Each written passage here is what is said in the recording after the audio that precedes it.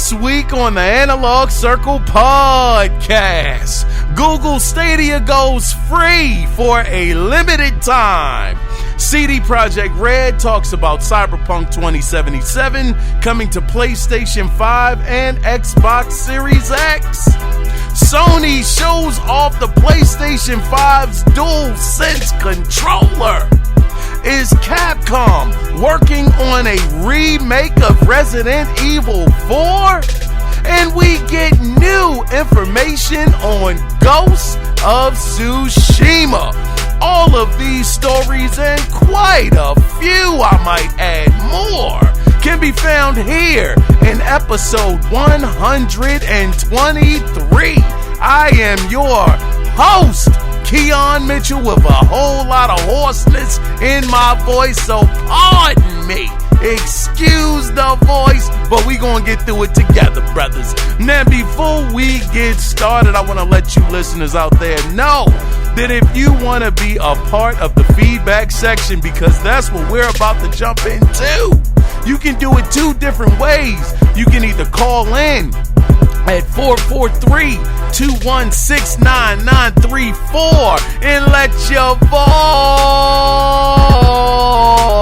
voice be heard, or you can email the show, and the email address is no other than the Analog Circle Podcast at gmail.com. Also, if you want to find the show over on different platforms, it's available on iTunes, or they might call it Apple Podcasts now. You can find it over on SoundCloud. You can also find the show over on, I forget the other place you can find it, but just type in Analog Circle Podcast into Google and enjoy yourself. Also, if you want to find it over on YouTube, it's there as well. So without further ado, guys, I want to go ahead and jump into my favorite. That's right, my favorite part of the podcast, and that is no other than the feedback section. So this week, I think, is a first in the show's history. We got two voicemails on the same show. I don't know if this has ever happened before. I can't recall it. But with that being said, we got a new caller, and I want to get started with him. Let's turn the mic over to Mr. Glovebox. Hey, yo, Kiaun, what's up? This is Glovebox from Bad Father Figures Podcast. Hey, listen, bro. I saw that you hit me up on YouTube. You hit my channel, and I want to tell you I appreciate that. So what I'm doing is returning the favor. Hey, listen. I love the show, man. I started listening to your show. I love the show.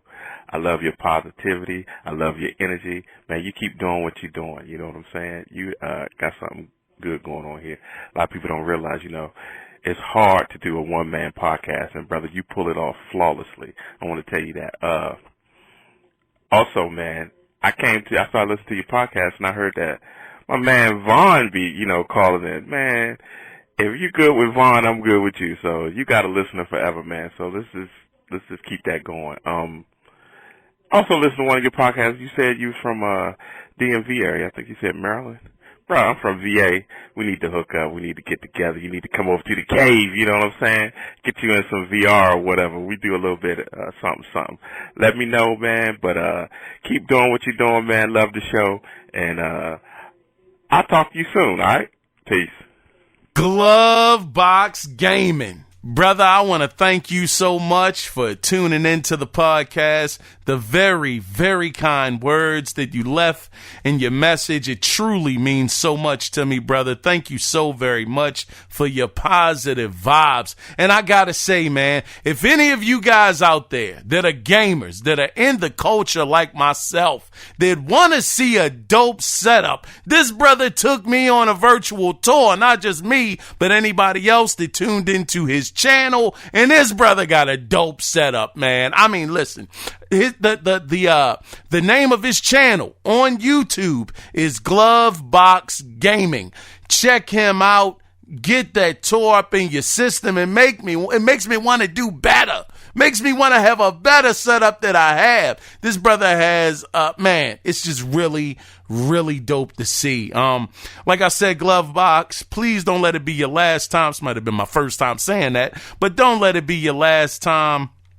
Even if you want to write in or, call in like you just did, is so appreciated. Like I said, the positive vibes, everything, man. And hit me up on Twitter, man. It's, at Kiaun79. And that's for anybody that wants to hit me up over on Twitter. Feel free, man. And we can start a conversation there and, take it from there, man. And also, and Vaughn, matter of fact, I gotta shout Vaughn out because he was the one that actually put the link to your channel for me to see it. So shout out to Vaughn as well. And like I said, Glove Box. Yes. And also you said, was I in the DMV area? Yes, I'm in Baltimore, brother. Baltimore, Maryland. So we're not that far away, about a state away. Not far at all, man. So yeah, like I said, Glove Box, hit me up on Twitter and we can talk from there, brother. But once again, I truly, truly appreciated this voicemail. It means so much. Thanks again, brother. Now with that, I just mentioned Vaughn. You brothers know each other, and Vaughn, I've been keeping track, brother. I mean, this is your 9th consistent voicemail, brother. 9 in a row. So without further ado, Vaughn, I want to go ahead and play your voicemail. Take it away, my brother. What's going on, Kiaun? It's your boy Vaughn. Hey, I just wanted to, first of all, before I get started, thank you for the opportunity to win that PlayStation code. I won the one from last week. There's a sale going on this weekend, so I'll definitely be putting that to some use. So appreciate it. Thank you for that. For your question last week, what game do we think will be the next game, I should say, that's going to be delayed? I hate to be that guy, but I'm going to say CyberPunk. I think CyberPunk is going to get delayed purely for the fact that I believe that the systems are going to be delayed. I think that's going to happen, and I think they're going to save that and have it come out with the system, even though we'll be able to play it on the current gen. But that's my thoughts on that. And then my question for you this week, with the newer system, speaking of the newer next generation, one of the things that I hope to see is that they stop doing day one patches. I think with the systems being better, faster, stronger, speedier, all that good stuff, better than PCs, I think they should find a way to stop doing delaying the game, and then when the game comes out, it's still not finished or incomplete. So my question to you is, what would you like to see developers stop doing in the new generation, leave it behind with the current generation? What thing can they stop doing with these new, bigger, better, faster consoles? All right, that's it for me. Hope everybody's staying safe. Have a great week. I'm out. Peace. Man, Vaughn, brother, I want to say thanks for the voicemail. Truly, truly appreciate it. Means so much to me, brother. And I want to say congratulations. No, let's do this properly. Congratulations. Yeah, to put some auto tunes up on you, brother. For actually getting the PlayStation card. I appreciate you telling me that, Vaughn. It really saves me. It ain't really no trouble, but if nobody ever calls in, I start wondering, and then I have to, type in the code, and then it's like, man, I don't want to go through all that. It's just great that you called me, brother. So, thank you for that. Congratulations. And, now, let's get into your voicemail, brother. Now, you did say, you think CyberPunk is gonna be the one. Let me tell you something, Vaughn. Oh, you started raining on me a little bit with that one, brother. It hurts a little bit. But later on in the show, got some news about this, some updated news concerning CyberPunk and next generation. So, you actually threw that into the mix as well, talking about next generation. It's going to be interesting, brother, so stay tuned for that.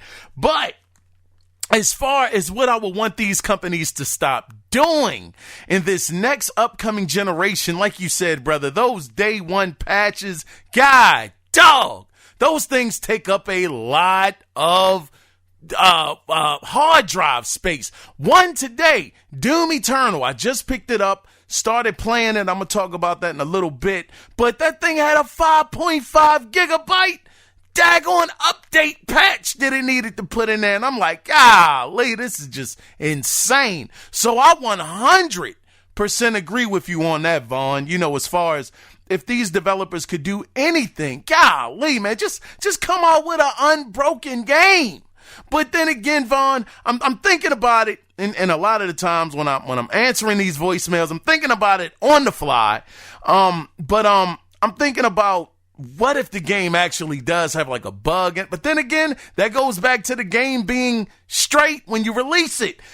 You know what? Yeah, I'm going to stick with that. But also, I want to add one more thing to the list that I would like to see developers do away with. And that is CG trailers. I'm tired of them, Vaughn. I'm sick and tired of CG trailers. Here it is. We're in a generation, and I've talked about this before. We're in a generation where the CG cutscenes look like real time.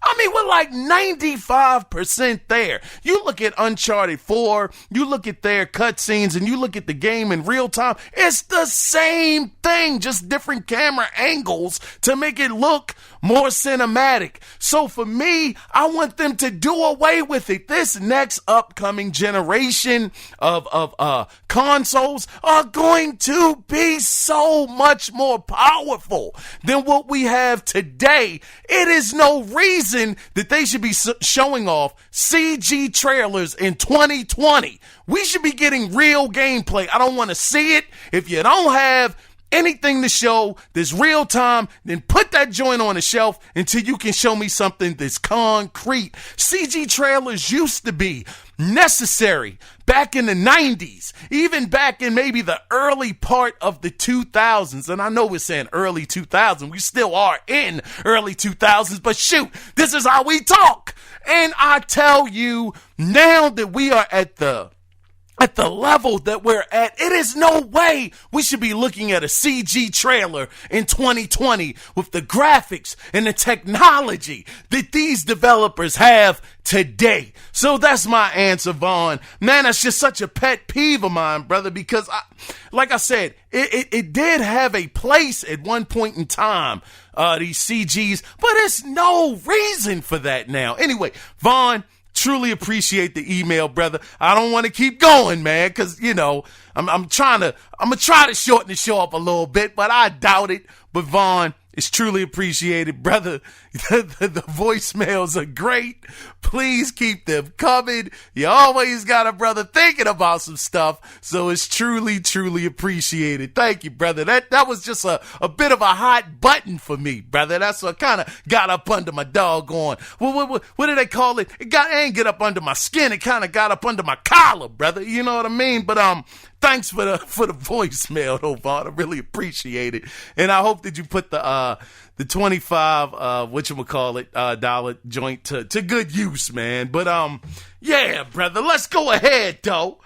Without further ado, I want to go ahead and get into my brother Free Fly Ferret's email. Now, the title of his email is Fanboy-tastic. I like where we going, brother. He says, my brother, I was thinking about the whole fanboy, fangirl thing and was wondering why so many people find it to be stupid. I think it is okay to prefer one system over the other and carry their flag into battle. Surely it isn't hurting anything. Is there any industry out there in which people don't take sides? Pepsi or Coke? Twinkies or Little Debbie's? iPhone or Android? Ford or Chevy? And you can go on for days. Sports are no different, and they have the same end goal, money. What do you think? Free Fly Ferret, brother, I really like this email a lot. And I have to say, brother, that I am with you. I couldn't agree more. I think it's great to rep the brand that you enjoy. It's just like you said, people have preferences everywhere else.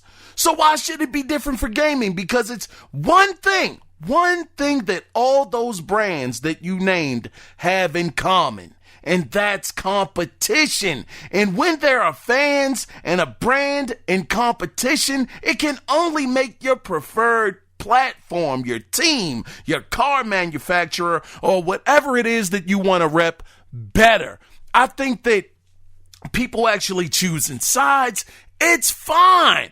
I don't know why people think it's such a bad thing. Oh man, you fanboys of this, that, and the third. It's like the only time that I have a problem with the quote fanboy is when, at least in gaming, when they wish that one other company would just completely fail and just leave gaming, because that is not healthy for gaming. Like I said, these companies need the competition. Microsoft needs Sony. Sony needs Nintendo. They all feed off of one another. So that's the only thing I would say that I disagree with some fanboys that are extremists. And you have extremists in every single category out there.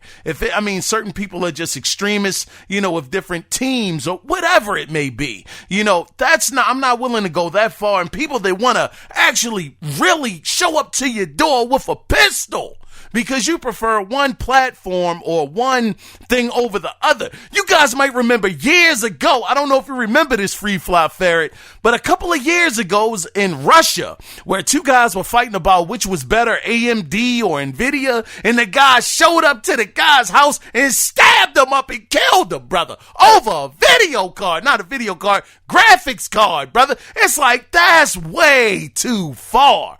But as long as you can keep it on the subject, everybody's going back and forth. Everybody's putting pressure on the company that they rep, that they want to see them do better. They want them to be better. I think it's great. I think it's totally 100% fine. I have no problem telling anybody that my preferred platform is Xbox. I have rocked with Xbox since the first one, and lately, those jokers been messing up, brother. They have been doing bad.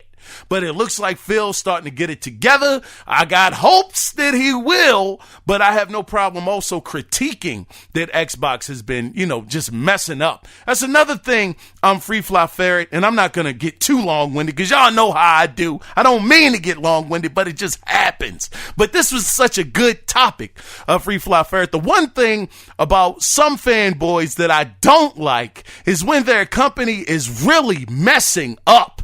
And they're not doing the best that they could do, and they just cap for them. They just, oh, no, it's fine. You're doing great. Thank you so much, Phil Spencer, for Lucky Tales, and thank you for all of this other kiddie stuff, for my little cousin. It's like, forget all that, brother. Tell the companies what they're doing wrong. Some of these fanboys are just, man, I can't rock with those kind of fanboys. They're just oblivious to everything that's going wrong with the company, and they just want to act like everything is right. But as long as a person is a fan, a true fan, a real fan will always let the people know, hey, this is not what I like. I need you guys to do better. And, if you don't, then I might have to take my money somewhere else because you're not giving me what I want. But Free Fly Ferret, once again, brother, this was a fantastic email. I truly appreciate it, brother. Thank you for the consistency on writing in. I know you guys have lives and things to do. And like I said before, just the fact that you guys take the time out to write into the show, to talk back to me, it means everything, man. So Free Fly Ferret, once again, thank you so much for this email. Truly appreciate it. Shout out to you, Glovebox, for sending in the first voicemail. Thank you for that. And shout out to you, Vaughn, as well. Truly means so much, brothers. Thank y'all all again. Now, with that being said, guys, I want to quickly get through this next section. Now, what have I been into this week? I'm going to tell you, like I alluded to earlier, I picked up Doom Eternal today. Now, Best Buy, the one around here, they are not letting people into the store. It is completely curbside service. And I found that out on Saturday that they're not letting people. Well, I knew they weren't letting people in, but I would see people still showing up, and I'm like, well, how the heck are people still getting things out of here? They were like, look, you got to order the item online. Once you do that, you can come here and pick it up. So I was like, cool. So I saw Doom Eternal online, and man, the cool thing about this was I paid $60, the regular price for it, and they actually gave me a steel bookcase for free. I didn't even ask for it. They were like, here you go. No charge. I'm like, oh, shucks.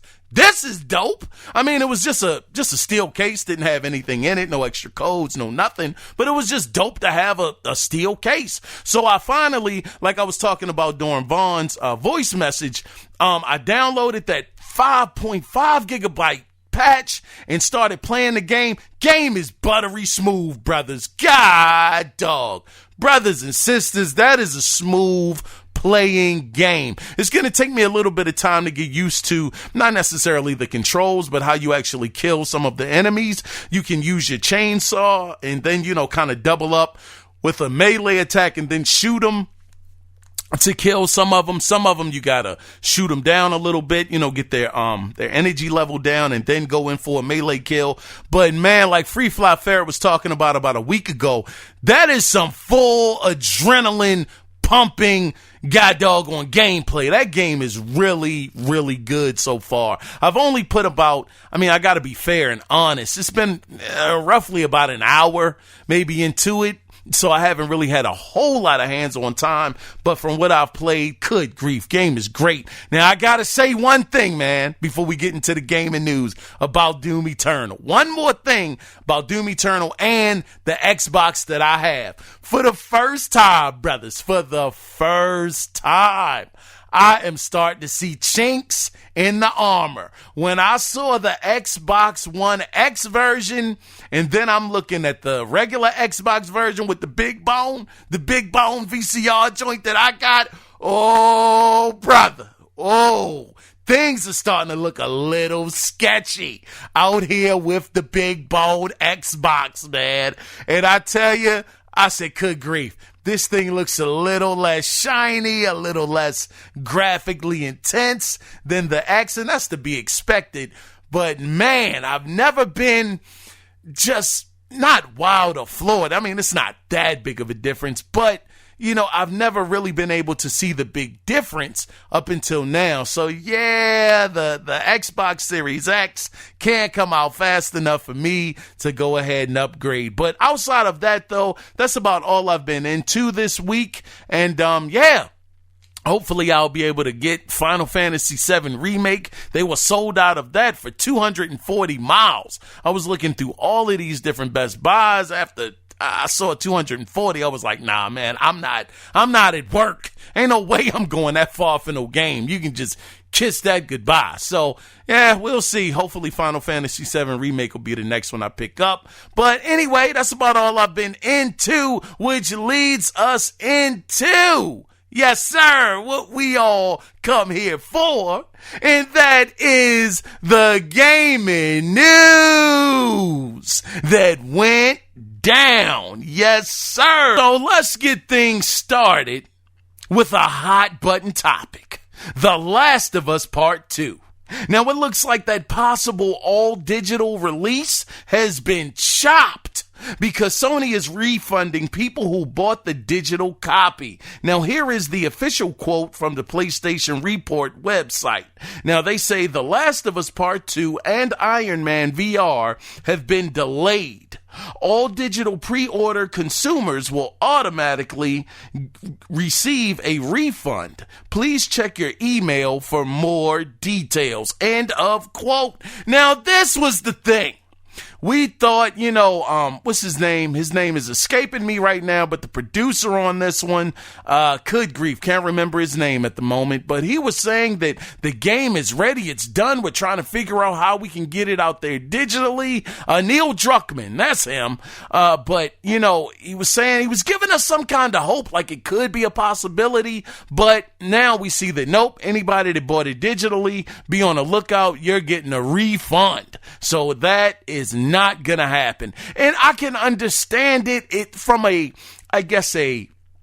company standpoint. This is the biggest game that you guys have coming out for the year. There are people like myself that just are not going to get the digital copy. They're not going to do it. And some people in some areas just don't have the luxury or the the broadband to be able to download a game of this big of a magnitude in a timely fashion. So they're not going to do it. So they're just trying to get their reach out there as much as they can. And it makes sense. A lot of people are upset about it. They're mad, but it's a business decision. And at the end of the day, as much as we love this hobby, we can't forget that it is, just like Free Fly Ferret said, it's about the money at the end of the day. So, yeah, we'll have to see what happens, though. But anybody that thought it was going to be an all-digital release, it's not going to happen. Let's go ahead and talk about the new kid on these gaming streets, which is Stadia.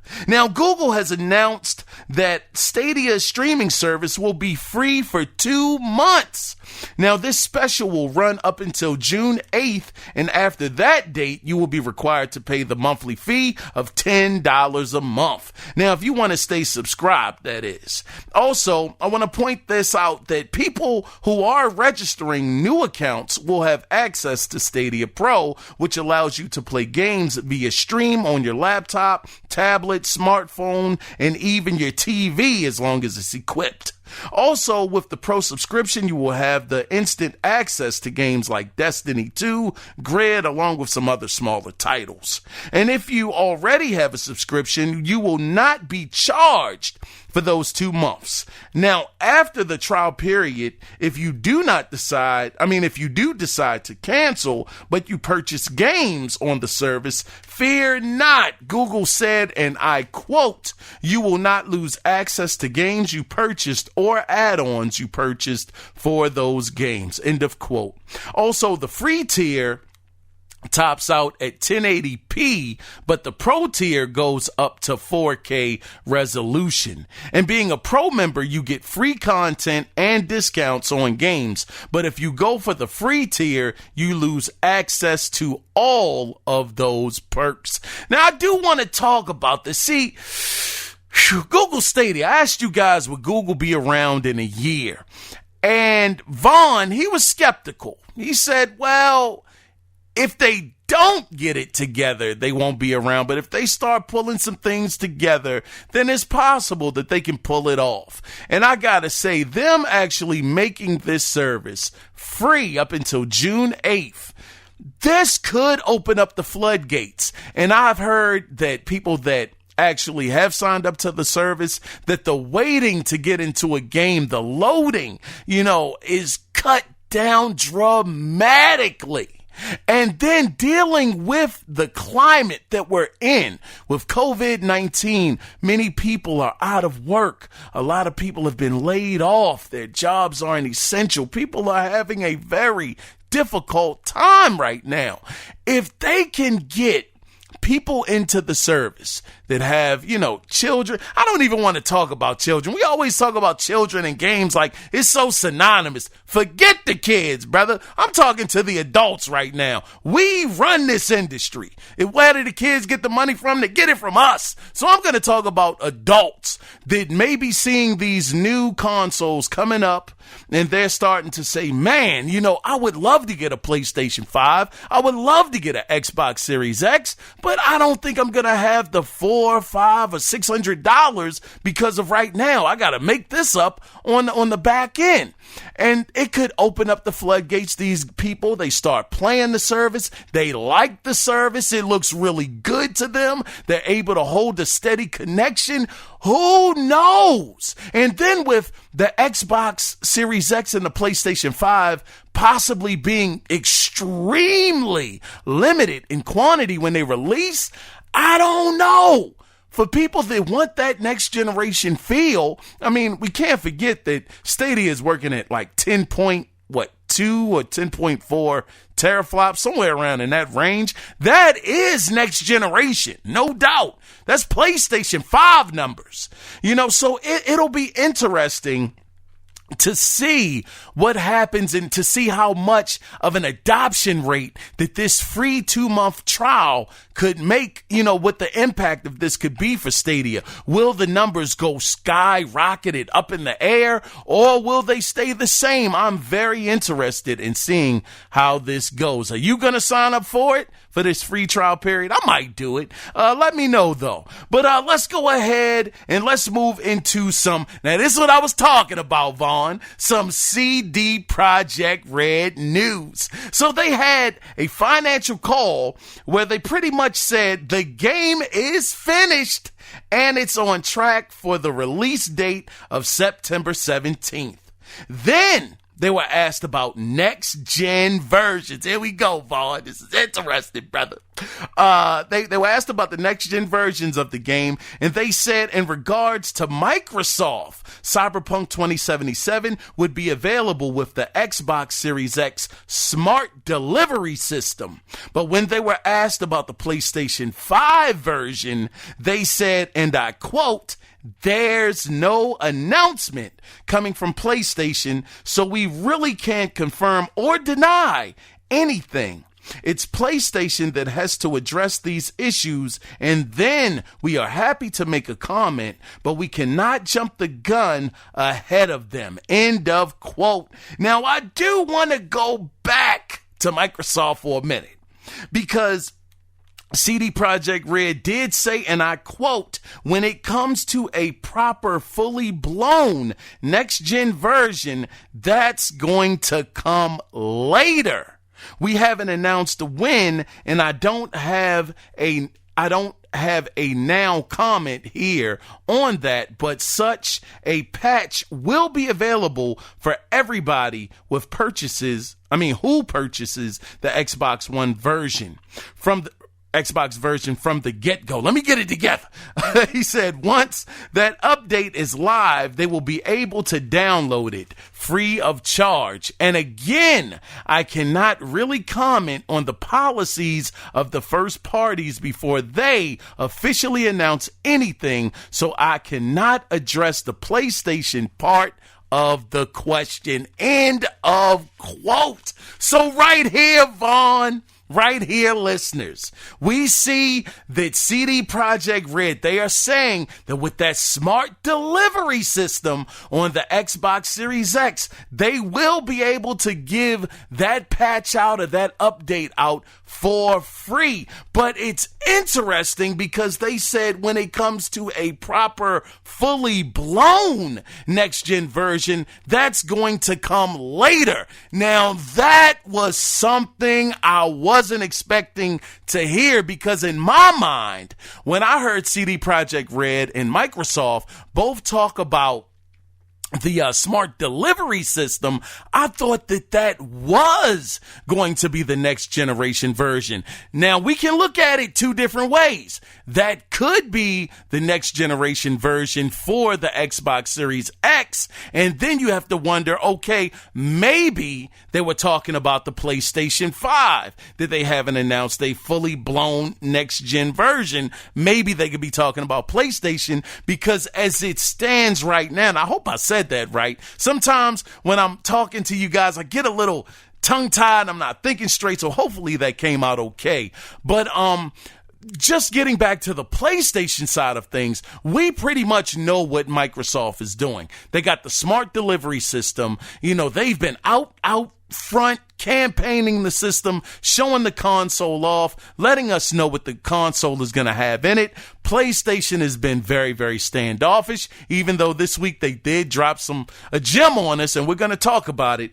But I find it interesting and understandable that CD Projekt Red, they can't come out and talk about whether or not the PlayStation is going to be a PlayStation 5 fully blown next generation version. They can't talk about any of that because they can't jump the gun. It's similar to when AMD had that conference a couple of months ago, and they were asking them, did PlayStation 5 have RDNA 2, and they were like, well, it's really not our place to tell you that. Sony has to come out and tell you for themselves. So it kind of sounds like it's something like that. Do I think that PlayStation is going to have something like that? I don't know, because we don't know anything about the console. Now, this is the thing, right? We know, once again, what Microsoft is doing. What if Sony doesn't have that option?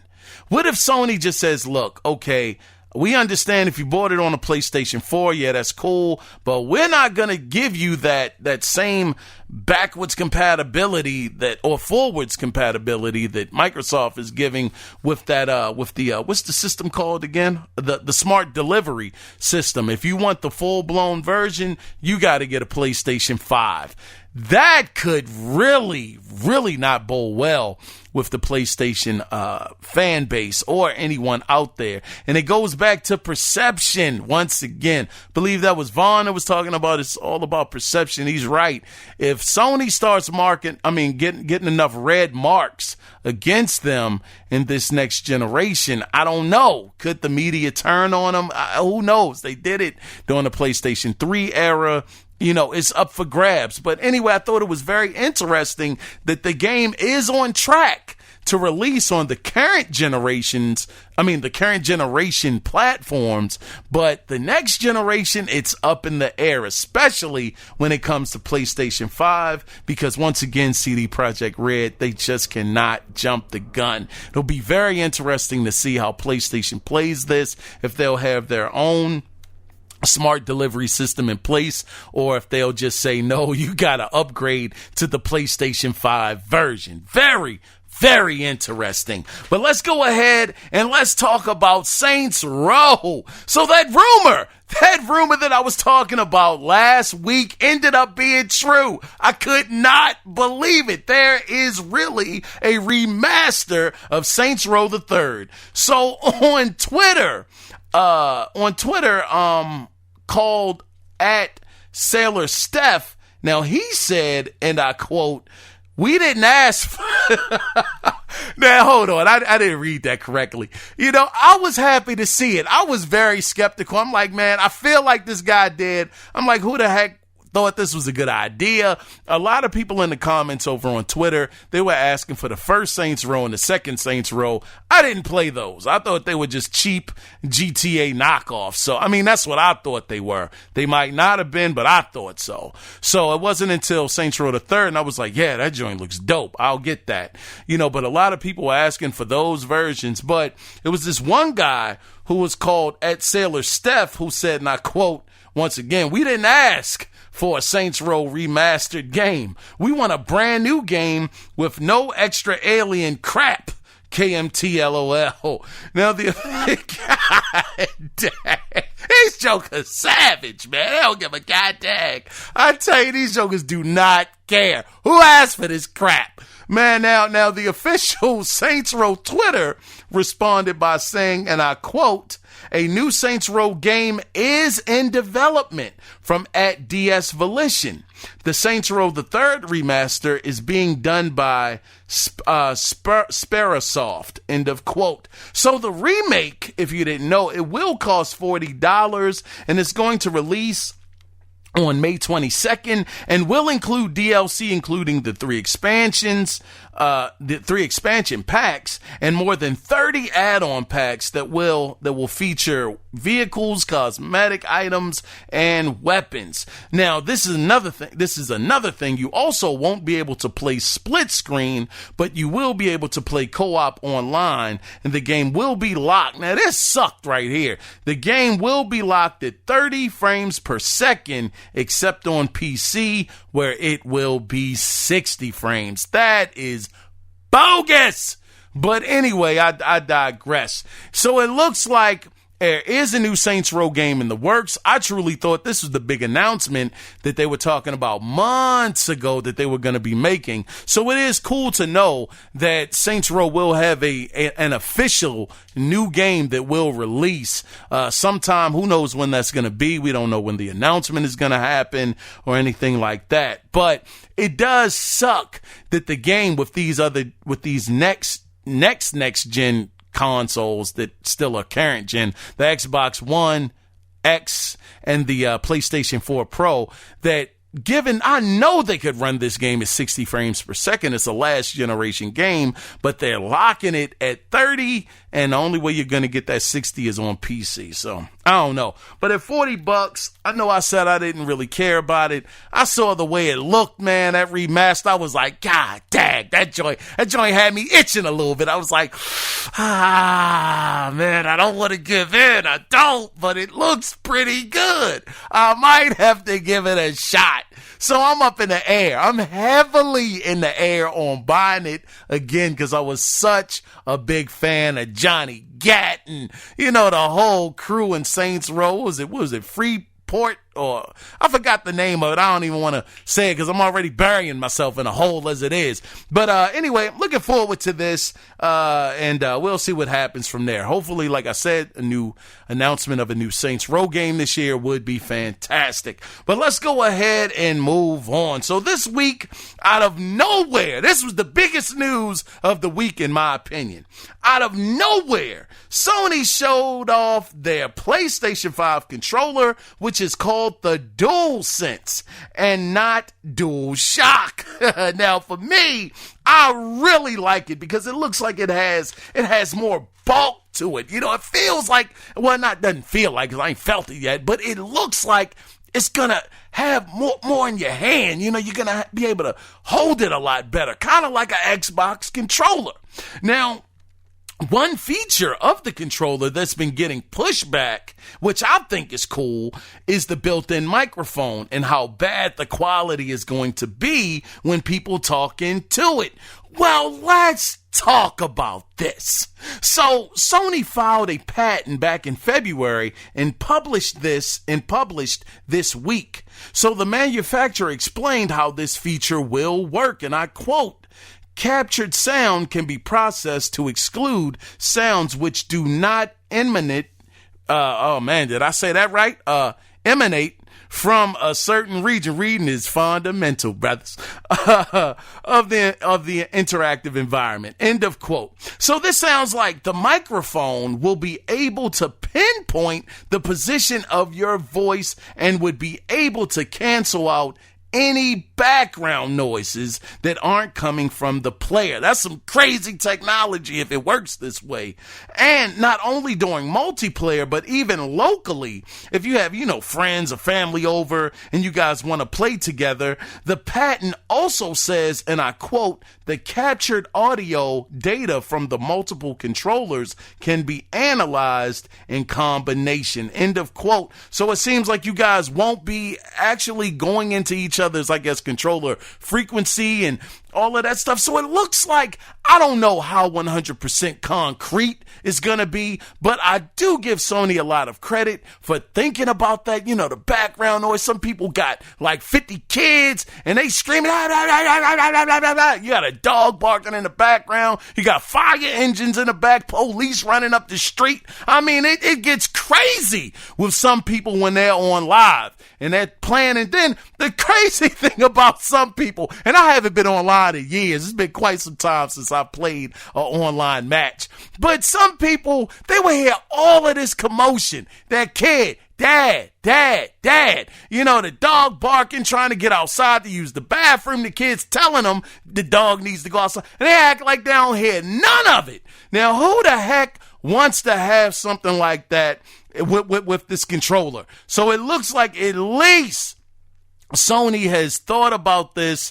We'll have to see how well it works in real world, conditions, real world conditions. But I do applaud them for trying.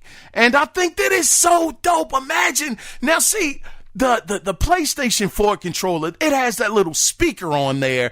And I don't think they used it to its full potential. It's some games that I've played, like, a Judgment, where you get a phone call in the game and actually the person's voice on the other side of the phone will come out of that speaker and it sounds like you're actually listening to them on the phone. It's like little things like that.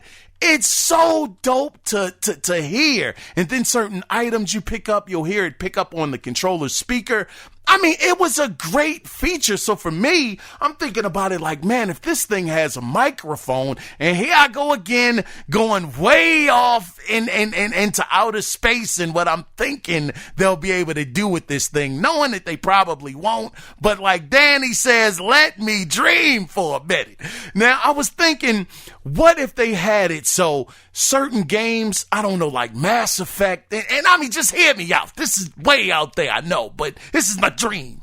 You know, having you be able to actually talk into the controller, and I know they did it with Kinect, with Mass Effect. It didn't always work for me on Kinect, but to actually have the controller that close, you should be able to pick up the voice. And then I was thinking, what if, now this is going way out there, but what if they could make it so you could actually record your voice, right?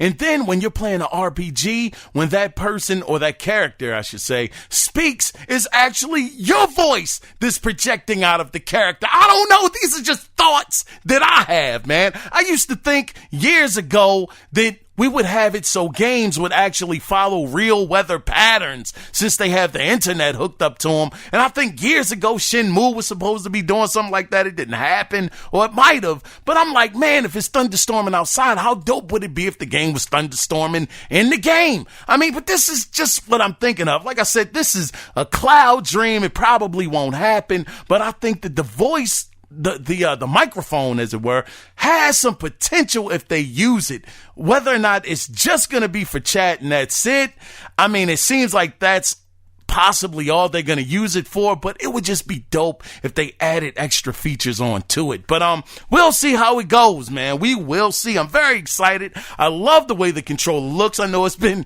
getting a lot of memes. You know, on Free Fly Ferret, he actually put in the group, in the Analog Circle podcast group, that it was basically a Fisher Price, my first controller. You know, it's just been getting all kinds of different reactions. Some people don't like it, but I really like it, and I applaud Sony for doing something different, doing something new, making the controller have more bulk to it, you know, and putting these different features in it. And man, let me talk about the haptic. Whoa, almost forgot. That haptic feedback sounds really, really dope.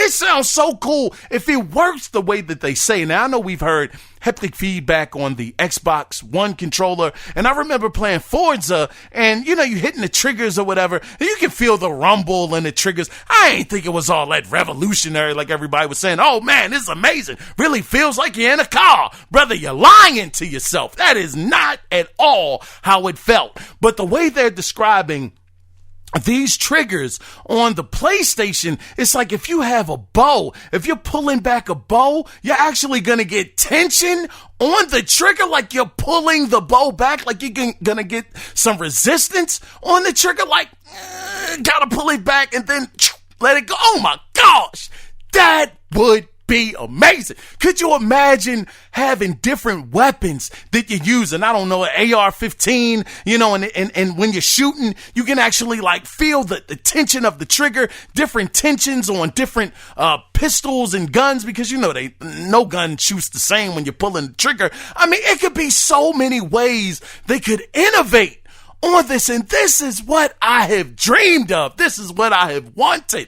Now, whether or not it will come out the way that I hoped and dreamed for it to, I don't know. But I've dreamt that one day, controllers, you would actually be able to feel the weight of what you're pulling, of what you're pushing, of what, you know, swimming. I mean, all kinds of stuff. It was this controller, I don't know, it was years and years and years ago, back on the PC, and it didn't take off, but it would actually give you like tension. If you were pulling a box, the controller, it would tighten up. Now, it was just one joystick, but it was just so dope the way it was. And I've hoped that controllers could do the same thing one day. You know, with the analog sticks. I know they're not talking about analog sticks, but I'm just saying, if they got this haptic feedback thing going on, then do it with the analog sticks. Make us feel like we're pushing and pulling and can feel the weight.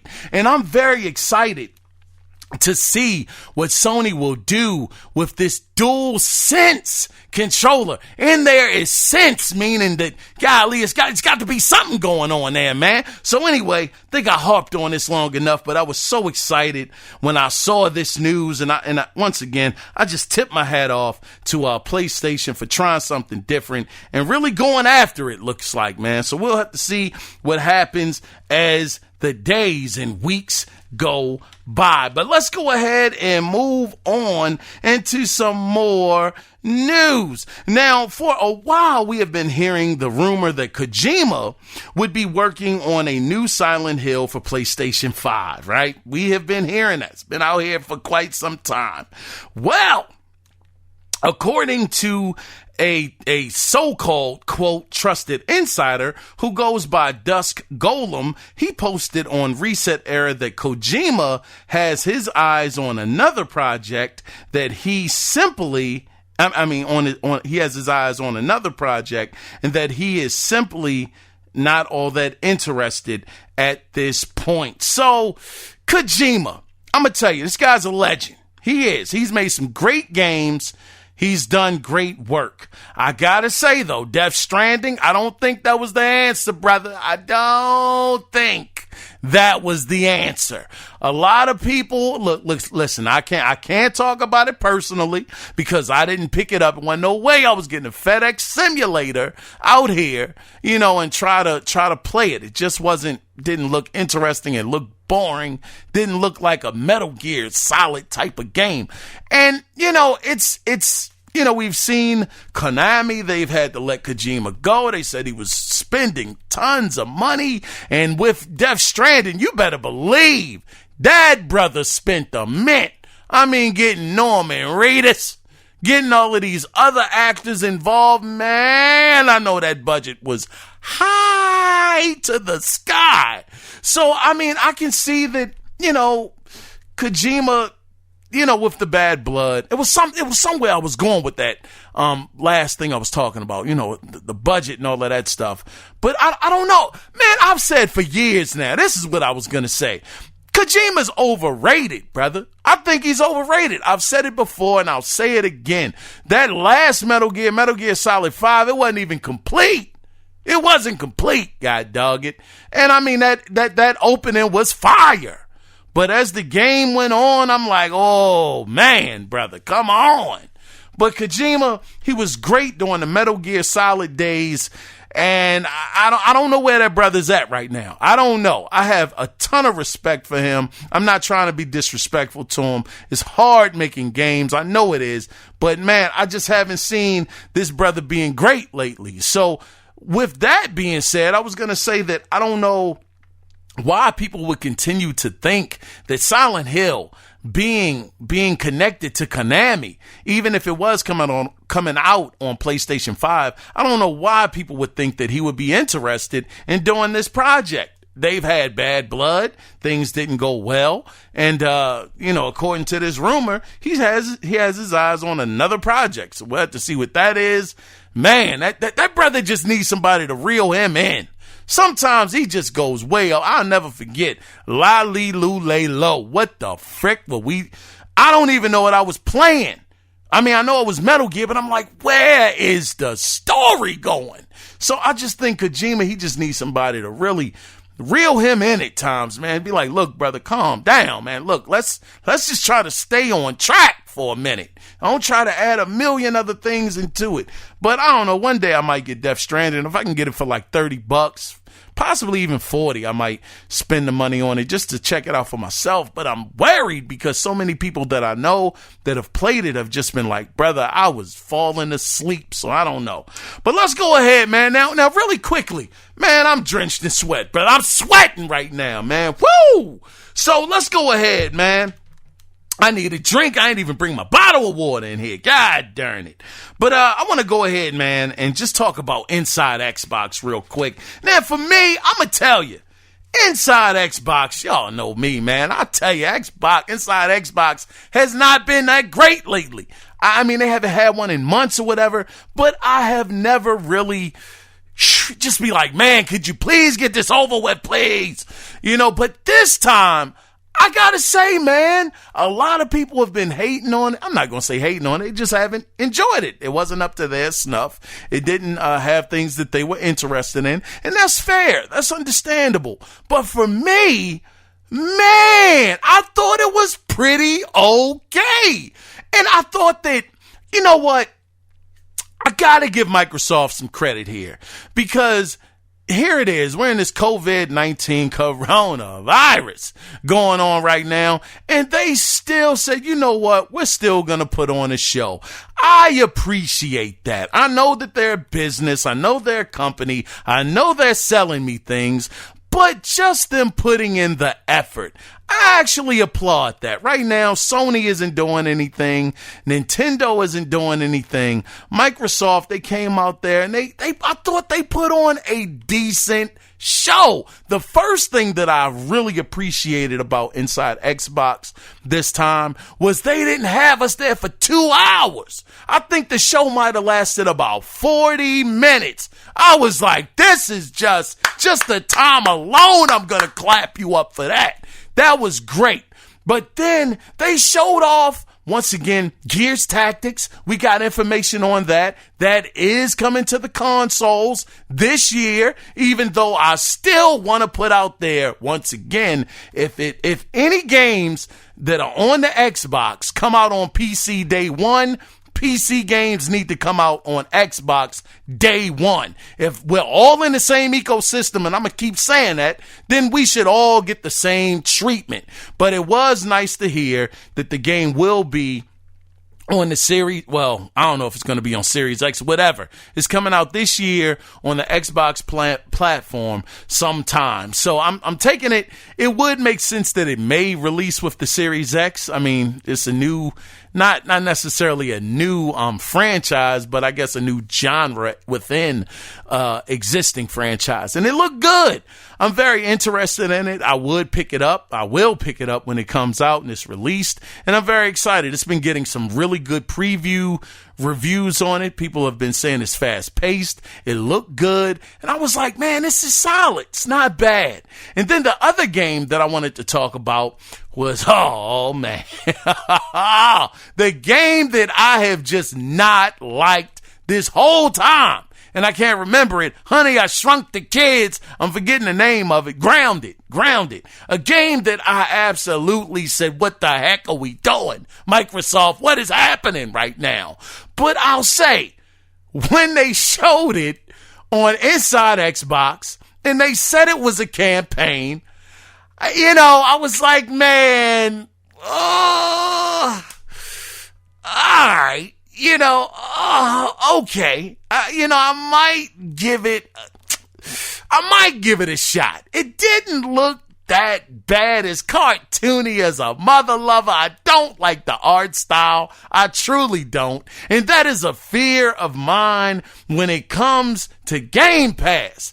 Are you guys going to make the excuse that it's in Game Pass and we can give you these AA titles? I'm worried about that, but I digress.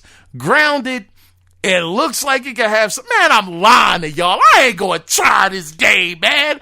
I'm not going to give it a shot. I ain't going to give it my time. I wanted to stay positive, brothers. I really, really tried, but I can't lie to y'all, man. No, I'm not going to try this game, man. But I will say that they showed it off and it didn't look, it didn't look good to me, brother. I got to be real. It just wasn't quite up to snuff, but anyway, I digress from that point. But the one game that I saw that really just, it struck a chord with me. It made me say, okay, along with the other announcements they made. I know a new Yakuza is coming in the Game Pass. They got a couple of other games that's coming in the Game Pass.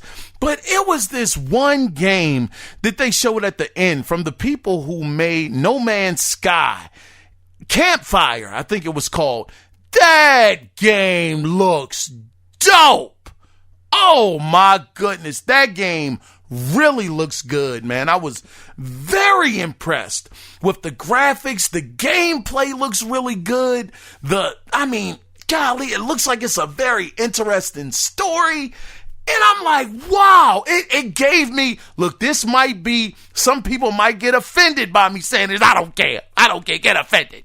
But for me, brothers, it gave me Zelda vibes, man. Little bit of Legend of Zelda. Very beautiful art style. I can't wait to see this game. I will definitely be picking that game up. It looks fantastic. So for me, overall, for everything that they showed, the effort was there.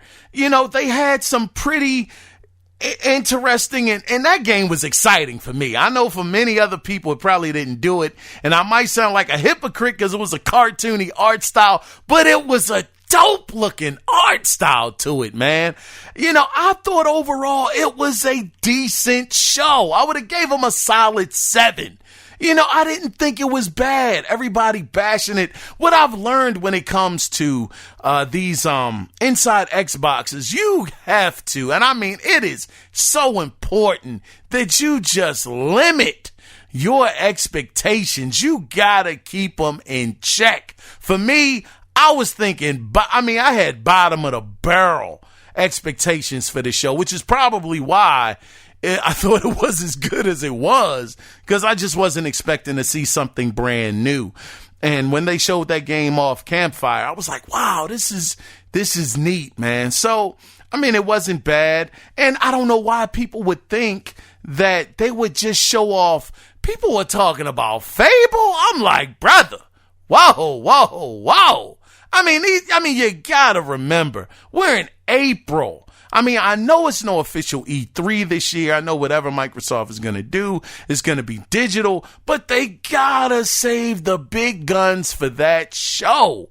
And we just gotta keep our expectations in check up until that point. Now, once the so-called, quote, E3 digital thing happens, then we put all of the pressure on Microsoft, and they gotta show something amazing. They have to. We're going into a new generation. They have to show us something to get us excited, for us to want to go ahead and get out there and support their new platform. But yeah, speaking of that, wasn't some news supposed to drop today? Some crazy news on IGN, or, something that Shinobi over on Twitter was talking about. You're going to have action and adventure and sci-fi and all of this other stuff, getting people riled up. And people were talking, I forgot her name on IGN. It's the female, one of the female co-hosts that's on Unlocked. They were teasing something that was supposed to happen big today, from Xbox. And I have heard crickets. Maybe I'm out of the loop and I don't know what's happened, but I have heard nothing so far. So that's what I'm saying. We gotta keep the expectations in check, man. Can't believe everything that everybody says. And, we believe it once it's fully released. That's why I say anytime I'm reporting on any rumors, which we got a few of them this week, always take it with a mustard seed of truth. But let's go ahead and let's talk about Nintendo. Switch for a minute. Now, I know that during these times with COVID-19, we've been very cautious about disinfecting our stuff to keep us safe. So it would make sense that you would do the same with the Switch. But you may want to listen to this, because Nintendo customer service wrote on Twitter, Kotaku, they actually translated it, and it said that we're sorry to say, please avoid using alcohol, as it may cause the plastic parts to fade in color or deform. We also cannot recommend using non-alcoholic disinfecting sheets, as depending on the ingredients, they may damage the plastic parts. End of quote. So for anybody out there, and I know Switch has been on a selling streak. Man, I went on eBay. They had a Switch selling for $500. I'm like, what the frick for? What the heck is going on? $500 for a Switch. Didn't have any games. It wasn't a bundle. This thing is on doggone fire right now. One Switch had like 39 bids on it, and it was selling for $370 with 39 bids. on it. So I know that thing went way above that. But getting back to the point, just crazy how the Switch is selling with so many people buying it, and with the, the coronavirus going around.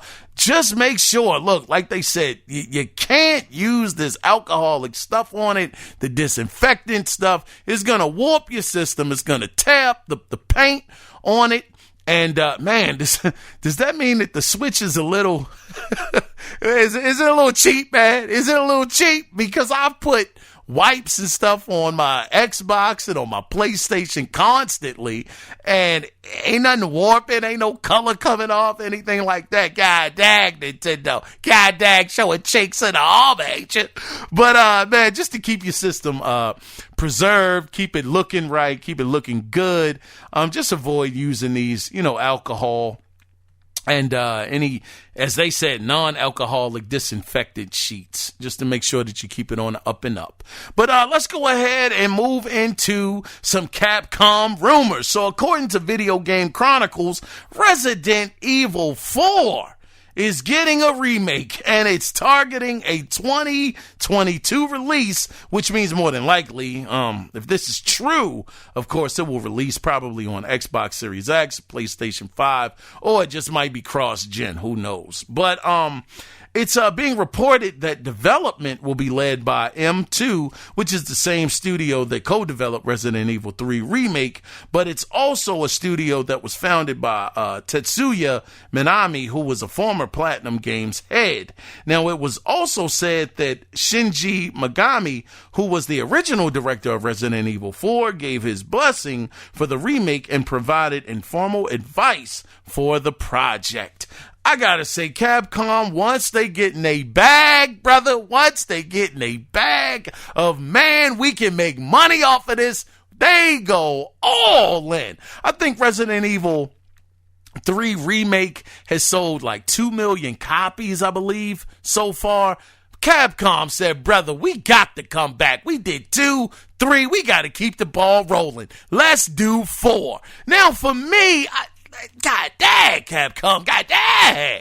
I mean, she whiz. I mean, I understand you want to get the money. You want to get the money while the going is good. But God dang it, Capcom. You got Resident Evil 8 coming out, I think, next year sometime. Then you're going to have this game coming out. They also said that it's going to be some quirky Resident Evil game that's going to be out sometime next year as well. It's like, man, Capcom, please try to make a new IP out here if you can. You're getting paid. Please take a chance to do a new IP. But I will say, I have not played Resident Evil 4. So for me, it would be like a first all over again, just like Resident Evil 3. Once Resident Evil 2 came out, I think I checked out of the franchise up until Code Veronica came out. Loved that game. That game was so dope. And I don't want a remaster. I don't want it. I played it on the Dreamcast. It was cool. But for Resident Evil 4, which was a big change. That was the biggest change in the whole franchise. And I've heard nothing but fantastic things about Resident Evil 4. I mean, the over-the-shoulder view, looks like you're fighting against a cult or whatever. I would pick that up 100%. So for me, as a person that never played it, I would do it, but I don't know how well this is going over for people who have played these games before. Resident Evil 3 Remake, now Resident Evil 4. God dang, Capcom, I understand it's working for you, but jeez, you're gonna give us too many, and people gonna get tired of this mess eventually. But as it stands right now, this is just a rumor. Nothing is confirmed. So once again, take it with a mustard seed of truth. Now let's go ahead and get into the final story for this week. Now we got some new news about Ghost of Tsushima from official PlayStation Magazine UK that was reported by Reddit user Hundbell. How would you say that? Hunbell. Hundbell. Yeah, man, I like that name. who revealed that how players deal with situations will determine the strength of the bonds with allies. So how it was explained in the WCCF Tech article is, if you and one of your allies have a disagreement about how to handle a situation, you two may end up getting into a literal fight with one another where you guys are actually becoming enemies. Oh, you know what? I think now, look, I haven't seen the trailer in a minute. It just hit me. I haven't seen the trailer in a while. But do you guys remember the first time that we got a chance to see Ghost of Tsushima? God, dog, that game is so beautiful. If it comes out like that in real time with the leaves moving around in that sunset, oh my gosh, graphical masterpiece. But when the main character was going in there to save the guy, and he got to the guy, and it looked like him and the woman were cool at first, and then he was like, nah, you go on and get out of here. And she like shot him and thinks she shot him in the ear, but he was able to get away. And then those two start beefing with each other. Now, I don't know. Of course, that was a scripted scene. I understand that. But the way that they're talking, like they said, if your decisions are going to, the way you handle situations, let me say, will determine, how much of a bond you and your allies are going to have. So if things like that happen where you're like, man, I don't want to kill him. I want to go ahead and give him a chance at life. He messed up, but we can look past that. We can get over that. And she's like, no, he killed my father. And it's like, oh, shucks, oh, darn. I didn't know it went that deep. Well, I don't want to do it, and then it's like a big conflict can happen. This is such a dope, interesting, mechanic. And also, this is coming from Sucker Punch, same guys that made Infamous, where you had the good and the bad, where you do good for the people, they love you, you do bad, you get different powers and all of that stuff. So it should be very, very interesting. But we also got some more information about this because, let me see, what else did I write here? Let's see. Okay. It was also confirmed that, time will pass as players explore, and the game will keep track of how much time has passed since the invasion began as well. Now, the game will also, this is the thing I don't like. Well, first off, let me talk about that time passing. That's very dope. It makes me wonder, will you be able to see the character actually aging more and more as the game goes on, where he had a regular looking beard and then time goes on and it gets gray and, he starts getting wrinkles in his face. I don't know. Here I go again with all of these grand hopes and, ideas of what the game is going to be, or do, because it's talking about it's going to keep track of time. I don't know, man. It's just where my mind goes sometimes. But outside of that, they also said that the game will also not give you waypoints to follow, but instead it will have you use landmarks to make your way through the environment. I don't like that. I do not like it. It's like me. I just want to know point A to point B. But they said that they chose to do this to have you have to look for landmarks to bring more realism to the game, because in real life, you ain't got a waypoint. Well, I don't know. We got GPS. But back then, we talking about feudal Japan and whatnot. So, you'll have to go through landmarks to make your way through the environment. Ghost of Tsushima is a game that I'm really looking forward to. All of this stuff sounds really, really cool. I can't wait for the game to release. I hope it doesn't get delayed, but I do have my fears about that. But anyway, guys, that is the end of the gaming news this week, which leads us into the final section of the podcast. And I know you saw the question when you clicked on the episode. Thank you so very much. But let's go ahead and talk about it. So the question that I have for you guys this week is, will Microsoft stay competitive price-wise with PlayStation 5? Now, what I want to do, guys, is, before we get into it and I give you guys my opinion, I want to go ahead and play the clip that made me think that, hey, maybe Microsoft is going to be very competitive. So this was off of Console Watch, the conversation that Phil was having over on IGN. So here goes the clip, and you guys decide for yourselves. In the usual run-up to a console launch, say we're 8 or 9 months out, Would you have settled on a price at this point, or is it still a moving target? You know, if this pandemic weren't happening, would you know the price internally and be confident with that at this point? We always try to stay agile on what we're doing. I mean, the business model for a console, you're usually selling consoles, like that is true. And then you make up the money based on store revenue, subscriptions, accessory sales, game sales. I mean, that is the business model of a console. And when you look at the aspiration that you have for how many you want to sell, what your market share is, I've said this, we're getting incredible support from Microsoft. This generation, you've seen us acquire a lot of studios. I think we've built, obviously, the most powerful console we've ever built. Turns out to be the most powerful console this generation. We feel great about that. We started that back in 2016 before we knew anything about the situation today. But we could only go and build that plan and that piece of hardware with complete support from the company. So decisions about pricing and investment and all these things are made hand in hand with Microsoft, and we feel really good about the support that we have. So to me, it looks like Phil, he's putting a lot of emphasis on them actually having the backing of Microsoft themselves. I mean, he mentioned that a few times, saying that it's because of them having the backing of Microsoft that they were able to buy all of these different studios that they've acquired.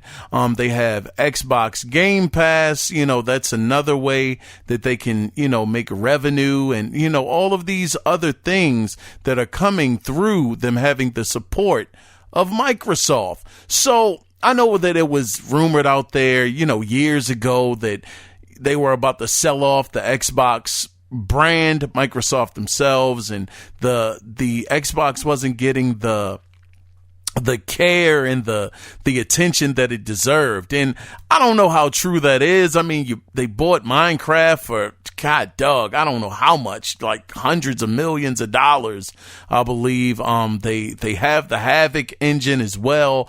So, I mean, I don't know how much of that is true as far as the gaming side of things goes, but the way that Phil is speaking, it seems like, look, Microsoft is in it. They have their backing. Well, Xbox has Microsoft's backing, and they are going to do whatever it takes price-wise. That's what I got out of it. They will at least put up a good fight, and I don't think they will be out of position when it comes to the actual price point. I think if Sony drops at a certain price, Microsoft will drop it at that same price, because during the other interview, Phil Spencer was saying that it's very important that we're not, he didn't say outpriced, but basically that they're competitive with their price point. So that's my question to you guys. As always, you guys are awesome, and I want to end it right here. Had a great time with you guys again this week.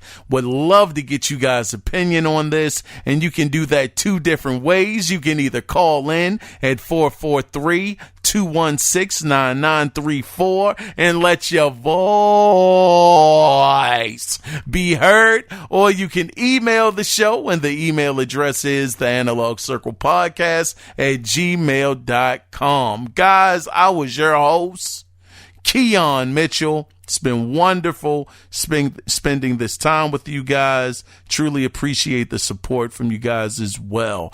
But before we get out of here officially, always remember that it is not about the consoles. It is about the games. So until next week, when we do it again, you guys take care. Be safe out there. Bye-bye.